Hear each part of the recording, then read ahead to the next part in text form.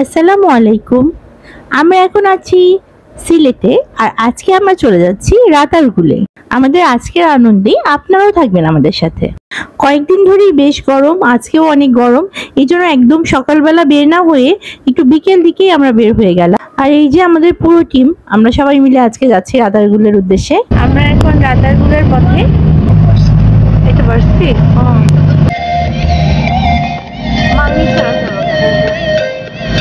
রাতারগুল থেকে ঘুরে আসার পরে যদি সময় থাকে তাহলে আমরা এই চা বাগানটাও একটু দেখে যাব।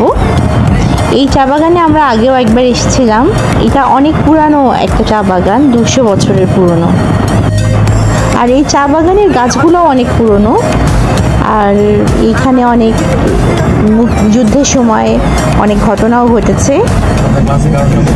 আজকে আসলেই অনেক গরম পড়েছে।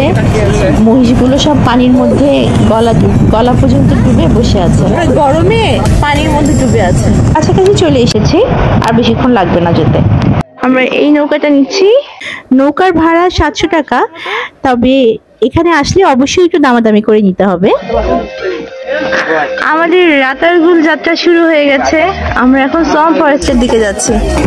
প্রচন্ড গরম আর রোদ। এখানে ছাতা ভাড়া পাওয়া যায়। আমরা BMW ছাতা ভাড়া নিয়েছি। ছাতার নাম হচ্ছে BMW motor sport. Ratargul main স্পটে যাওয়ার আগে এরকম ছোট একটা খালের মতো জায়গা দিয়ে যেতে হয়। এটা খুব কম প্রশস্ত একটা জায়গা, একদম পরিষ্কার আকাশ। ছোট এই লেকের উপর দিয়ে ধীরে ধীরে আমরা সোয়াম ফরেস্টের ভেতরে ঢুকে যাচ্ছি। এখানে আসলে বর্ষাকালে আসতে হবে, তবে খেয়াল রাখতে হবে যে একটু বিকালবেলা বা একদম সকালবেলা যদি আসা যায় তবে সেটা ভালো হবে। কারণ এখন যতই প্রচুর রোদের থাকার কারণে সৌন্দর্য যতই বেশি হোক না কেন, কষ্টটা খুব বেশি হচ্ছে। কারণ এখন গরমকাল, আর পানিটা সাধারণত বর্ষাকালেই বেশি থাকে। এখানে ঘুরতে আসার সময় হচ্ছে বর্ষাকাল। বর্ষাকাল মানেই আসলে অনেক গরম। এই জন্য যেদিন মেঘলা থাকবে বা একটু বিকাল দিকে আসলে, বেশি বিকাল দিকে আসলে এখানে এসে ঘুরে আরাম পাওয়া যাবে। আর এটা হচ্ছে ওয়াচ টাওয়ার। একটা সময় এটার উপরে উঠা যেত, কিন্তু এখন এটা রক্ষণাবেক্ষণের অভাবে খারাপ অবস্থা, এই জন্য উঠতে মানা করা হয়েছে, নিচে বন্ধ করে দেওয়া হয়েছে ওঠার জন্য। দেখো পানি কত উপরে উঠে, কাছে শিকড়গুলো দেখো, পানি কত উপরে উঠে, আরো মিনিমাম 6-7 ফিট উপরে উঠে। মাটি থেকে 10-12 ফিট উপরে। বাবা, বর্ষাকালে তো ওইটাই তো সুন্দর বেশি। বাহ,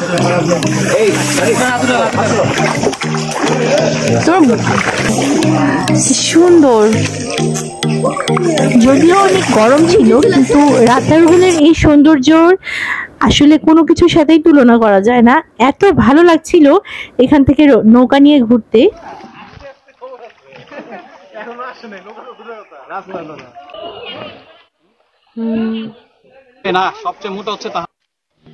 আমরা এখান থেকেই ব্যাক করছি। আমরা ব্যাক করে চলে যাচ্ছি। এই টাওয়ারটাই হচ্ছে মূলত মেইন পয়েন্ট, কিন্তু টাওয়ারটাতে এখন ওঠা নিষেধ করে দিয়েছে, ত্রুটিপূর্ণ টাওয়ার, যে কারণে আমরা এখানে আর নামলাম না। আমার মতে ঘাটের দিকে এখন চলে যাচ্ছি, নৌকা ঘাটের দিকে। আমরা পাড়ের দিকে চলে এসেছি। আমাদের আজকের রাতারগুল ভ্রমণ এই পর্যন্তই। ভিডিওটা ভালো লেগে থাকলে লাইক, কমেন্ট, শেয়ার করে আমার পাশে থাকবেন। সবাই ভালো থাকবেন। আসসালামু আলাইকুম।